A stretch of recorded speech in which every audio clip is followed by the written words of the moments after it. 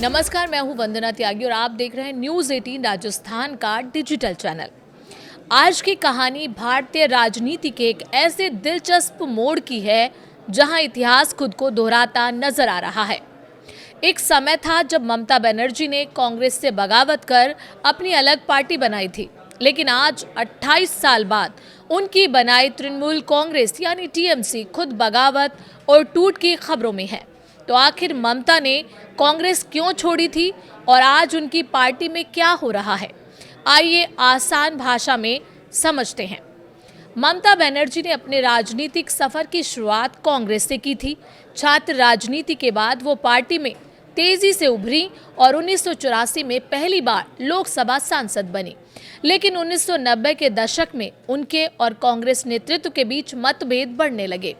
उस समय पश्चिम बंगाल में वाम मोर्चे की सरकार थी और ममता खुलकर उसके खिलाफ आंदोलन कर रही थी। उनका आरोप था कि कांग्रेस आलाकमान उनके आंदोलन को पूरा समर्थन नहीं दे रहा है, क्योंकि केंद्र की राजनीति में कांग्रेस को वामपंथी दलों का सहयोग चाहिए था। यहीं से रिश्तों में दरार शुरू हुई। 1997 में हालात ऐसे बने कि ममता बनर्जी कांग्रेस से अलग हो गई। इसके बाद उन्होंने अपने सहयोगियों के साथ मिलकर 1 जनवरी 1998 को ऑल इंडिया तृणमूल कांग्रेस यानी टीएमसी की स्थापना की।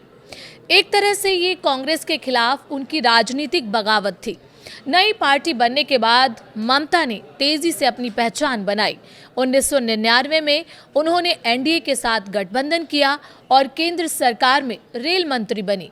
फिर 2011 का साल आया जिसने बंगाल की राजनीति बदल दी। टीएमसी ने कांग्रेस के साथ मिलकर चुनाव लड़ा और 34 साल से सत्ता में बैठे वाम मोर्चे को हरा दिया। ममता पहली बार मुख्यमंत्री बनी और इसके बाद लगातार 2 चुनाव जीतकर अपनी पकड़ और मजबूत कर ली। लेकिन अब तस्वीर बदलती नजर आ रही है।